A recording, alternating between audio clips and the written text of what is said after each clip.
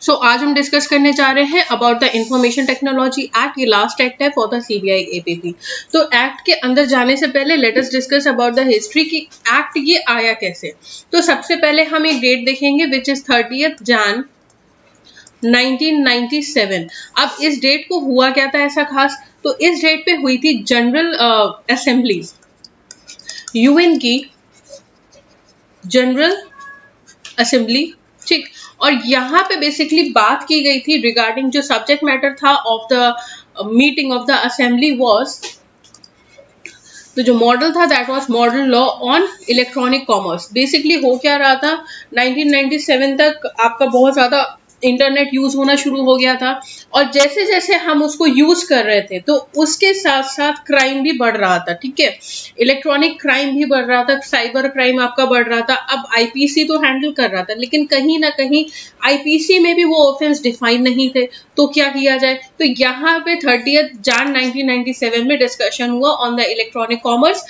ये subject matter था कि इसको लेके कुछ बनाना चाहिए, एक्ट बनाना चाहिए, जितने भी कंट्रीज यहाँ पे साथ में आई हैं। तो यहाँ पे इसी चीज को आगे लेके आए फॉर द इंडियन पार्लियामेंट में आपका बिल आया, इंफॉर्मेशन टेक्नोलॉजी बिल आया। और लेके कौन आए थे, दैट वाज द उस टाइम पे जो हमारे मिनिस्ट्री ऑफ कम्युनिकेशन थे, दैट वाज प्रमोद महाजन जी। और ये बेसिकली लेके आए फॉर द किस बेसिस पे लेके आए थे, जनरल असेंबली रिकमेंडेशन की वजह से, ठीक। अब यहां से क्या हुआ कि भाई इंफॉर्मेशन आईटी एक्ट आपका क्या हो गया, आईटी एक्ट 2000 आपका इनैक्ट हुआ। अब जब इनैक्ट हुआ तो इसका सबसे बड़ा इफेक्ट किस पे पड़ा, तो इसका सबसे पहले जो इफेक्ट पड़ा दैट वाज द अमेंडमेंट करना चाहिए भाई, ठीक। किसका amendment, IPC, Indian evidence act, then banker books evidence act और आरबीआई एक्ट। तो ये 4 एक्ट थे जिसमें सिर्फ आईटी एक्ट के आने की वजह से अमेंडमेंट किए गए, ठीक है। अब यहाँ पे बेसिकली आईटी एक्ट की अगर हम बात करें तो 2 रिस्पेक्ट में हम इसको समझेंगे। सबसे पहले ये करता क्या है आईटी एक्ट, तो जब भी हम बात करते हैं, जैसे सपोज करो आज की डेट में आपके पास कितनी सारी क्या है वेबसाइट्स हैं जो आपको अब्रॉड, अमेरिकन हो गया या चाइनीज हो गया, ईबे है आपका, अलीबाबा है, इज देयर। तो बहुत सारे ऐसे कॉमर्स वेबसाइट है जहां से आप क्या कर सकते हो, इंटरनेशनल ट्रेडिंग कर रहे हो। तो बेसिकली आईटी सबसे पहले क्या करता है, पहला respect that it facilitate international trade. भाई वहां के लोग यहाँ की चीजों को खरीद रहे हैं, यहाँ के हम लोग वहां कॉमन पब्लिक कर रहा है, ये ठीक है। तो ये इंटरनेशनल ट्रेड हो रहा है। सेकेंडली दूसरा ये क्या है, ये पेपर बेस्ड मेथड जो हमारा था for communication and storage of communication, यानी कि जब हम पहले किसी से कम्युनिकेट करते थे तो किस तरह से करते थे भाई, लेटर लिख के करते थे, पोस्ट कार्ड लिख के करते थे। उसके बाद जैसे जैसे आगे हमारी टेक्नोलॉजी ने ग्रोथ की है तो क्या हुआ, हमने फोन उठा के करना शुरू किया, व्हाट्सएप करना शुरू किया। तो आज के डेट में लेटर राइटिंग तो कोई करता ही नहीं है, तो कहीं ना कहीं हमने पेपर बेस्ड कम्युनिकेशन को क्या किया, एक ऑल्टरनेटिव ढूंढ लिया उसका, ठीक।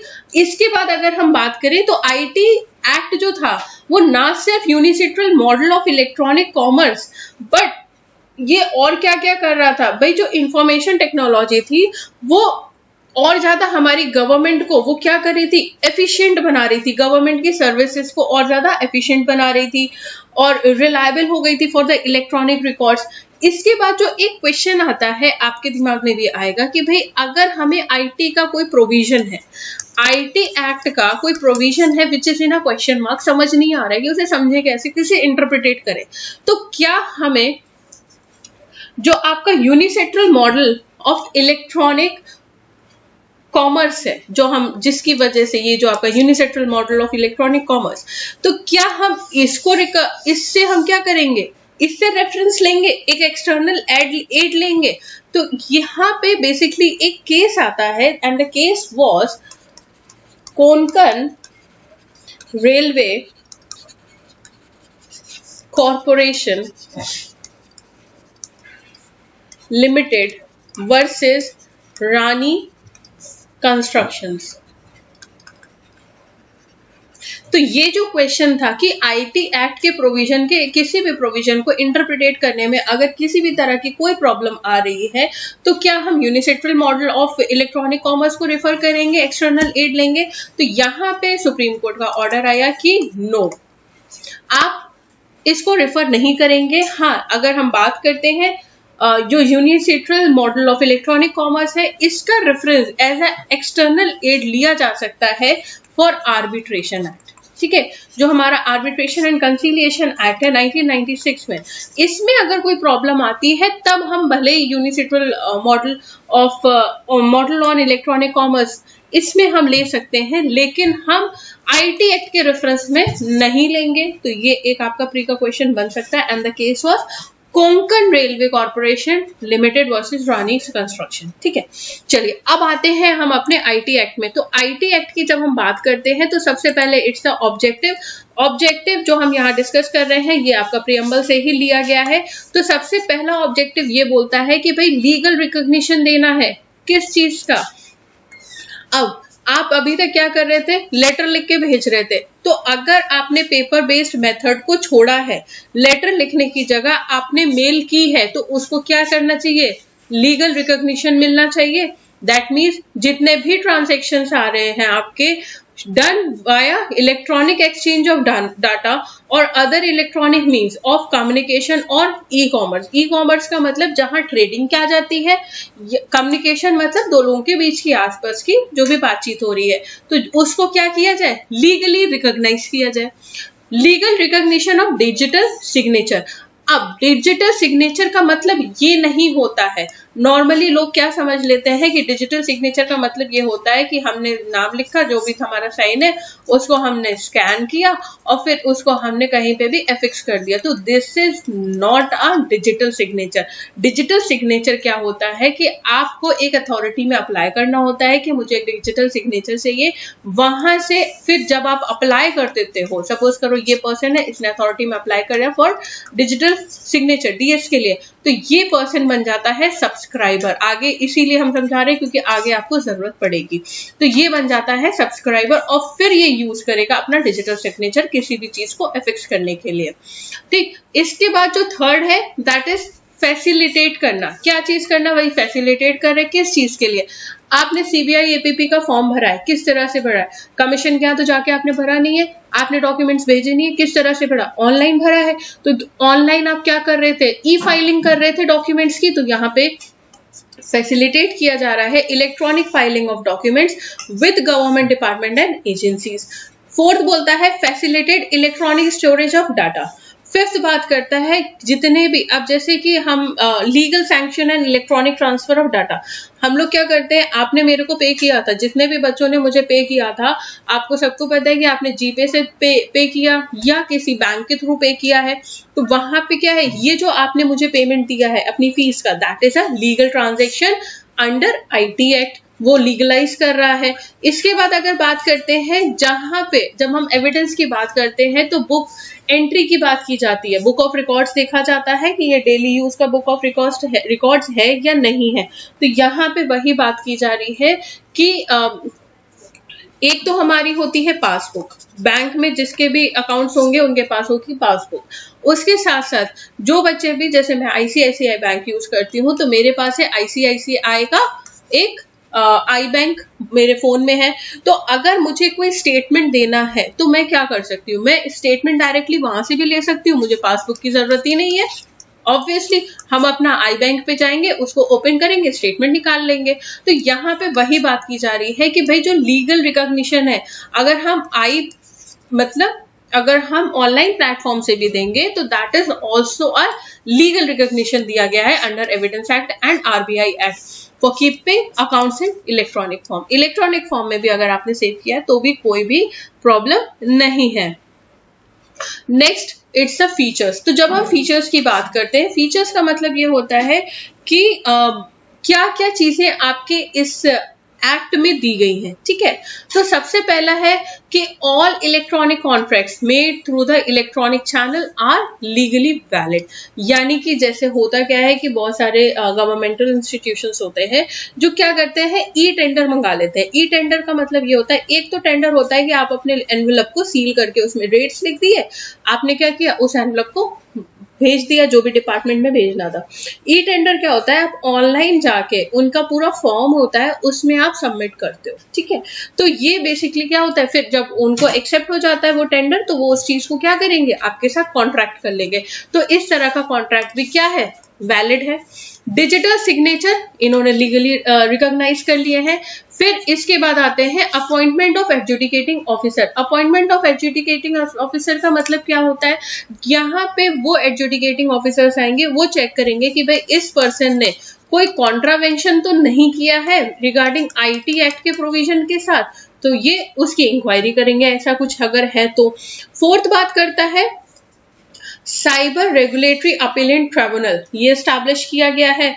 अपील जो भी साइबर अपीलेंट ट्रिब्यूनल के लिए इसने जो भी ऑर्डर दिए हैं, अगर उसकी अपील लाई करेगी तो that will be in the high court. इसके साथ साथ इन्होंने अपॉइंटमेंट किया है controller of certifying authority CCA का। अब सीसीए करता क्या है, सीसीए लाइसेंस करता है और रेगुलेट करता है वर्किंग ऑफ सर्टिफाइंग अथॉरिटीज को। अब ये एक्ट है, ये अप्लाई करता है जितने भी ऑफेंसेस या कॉन्ट्रावेंशंस हो रहे हैं committed outside India in relation to India, ठीक है। आउटसाइड इंडिया तो हो रहा है, लेकिन किसके साथ हो रहा है, इंडिया के साथ हो रहा है, तो this all covers under IT act. Next अगर बात करते हैं, जो सीनियर पुलिस ऑफिसर है या अदर पुलिस ऑफिसर है, वो किसी भी पब्लिक प्लेस पे, इंपॉर्टेंट इज पब्लिक प्लेस, किसी भी पब्लिक प्लेस पे सर्च कर सकते हैं, अरेस्ट कर सकते हैं विदाउट वारंट, ठीक है। तो जो सीनियर पुलिस ऑफिसर है या ऑफिसर्स हैं, वो किसी भी जगह को जो कि पब्लिक प्लेस है उसमें एंटर कर सकते हैं, विदाउट वारंट सर्च कर सकते हैं और अरेस्ट भी कर सकते हैं। इसके बाद constitution of cyber regulation advisory committee, ये भी प्रोविजन आया है। अब ये एडवाइजरी कमेटी एडवाइस करेगी तो किसको करेगी, सेंट्रल गवर्नमेंट को करेगी और कंट्रोलर को करेगी। अब ये कुछ आपकी इंपॉर्टेंट डेट्स हैं। इनैक्ट कब हुआ था, that was 9 June 2000। Assented to, भेजा कब गया था प्रेसिडेंट को, दैट वाज 9 जून 2000। साइन कब किया था प्रेसिडेंट में, that was 9 May 2000। And commence कब आपका इंप्लीमेंट हो गया था, came in force, that was 17 October 2000। यहाँ पे अगर हम आईटी की बात करते हैं तो 3 मेजर अमेंडमेंट्स हुए हैं। अमेंडमेंट एक्ट्स हैं जिनके थ्रू अमेंडमेंट हुए हैं, that is the negotiable instrument act with effect from 6th February 2003. Second is Information Technology Amendment Act 2008, जो with effect was 27/10/2008। और इसमें 2008 में जो मेजर आपकी जो बात की गई थी, that was regarding 2 matters. First was the child pornography, जो आपकी पॉस्को में भी आती है, and secondly was cyber terrorism, ठीक है। साइबर टेररिज्म और चाइल्ड पोर्नोग्राफी से रिलेटेड ज्यादा इसमें सेक्शंस आए थे। फिर आता है आपका फाइनेंस एक्ट 2017, जो कि इम्प्लीमेंट हुआ था 25/5/2017 में। टोटल सेक्शंस 94 है, कुछ रिपील हो गए हैं। चैप्टर्स 13 है, शेड्यूल्स 4 हैं, जिसमें से 2 आपके रिपील हो गए। अब यहाँ पे जो इंपॉर्टेंट है, फर्स्ट शेड्यूल में आपके वो डॉक्यूमेंट्स दिए गए हैं जिसपे आपका आईटी एक्ट अप्लाई नहीं करेगा, शेल नॉट अप्लाई, ये आपका शेड्यूल 1 में दिया है। शेड्यूल 2 में आपका दिया गया है, जहां इलेक्ट्रॉनिक सिग्नेचर और इलेक्ट्रॉनिक ऑथेंटिक टेक्निक्स और प्रोसीजर, इनके प्रोसीजर्स दिए गए हैं। थर्ड और फोर्थ इज द ओमिटेड। इसके बाद आते हैं प्रियम्बल में। तो प्रियम्बल को हम 3 पार्ट में देख सकते हैं। सबसे पहली बात है कि भाई लीगल रिकॉग्निशन दे रहा है ये एक्ट किस चीज को, electronic data, electronic communication and storage information को। देन फैसिलिटेट किसे कर रहा है, ये फैसिलिटेट कर रहा है electronic filing of documents with government agencies. और फर्दर ये किसको अमेंड कर रहा है, third part is the IPC, Indian evidence act, banker book evidence act and reserve bank of India. ये आपके लिए इंपॉर्टेंट है। एक्सटेंट की अगर बात करें कि कहां कहां अप्लाई करता है, तो whole of India it applies. यहाँ पे कहां अप्लाई नहीं करता है, तो it is read with schedule first. तो सबसे पहले बात की गई है कि भाई नेगोशिएबल इंस्ट्रूमेंट जो कि डिफाइन किए गए under section 13 other than cheque, ठीक है, चेक पे अप्लाई करेगा, उसके अलावा किसी पे अप्लाई नहीं करेगा। जैसे आपके प्रोमिसरी नोट्स हैं और बैंक नोट्स है, इन सब पे अप्लाई नहीं करेगा। सेकंड अगर बात करते हैं पावर ऑफ अटॉर्नी, जो कि डिफाइंड है 1A section 1A of power attorney act 1882, उस पे अप्लाई नहीं करेगा। ट्रस्ट पे अप्लाई नहीं करेगा, जो कि डिफाइंड है under section 3 of Indian trust act. Will पे अप्लाई नहीं करेगा, जो कि डिफाइंड है under section 2H of Indian succession act. Next अगर बात करते हैं जो कॉन्ट्रैक्ट है for the immovable property, sale या conveyance of the immovable property, या अगर कोई इंटरेस्ट है इन सच इमूवेबल प्रॉपर्टी, तो उन पे ये अप्लाई नहीं करेगा। और ये सारी चीजें कहाँ दी गई है? फर्स्ट शेड्यूल में। अब इसके बाद आता है आपका डेफिनेशन क्लॉज।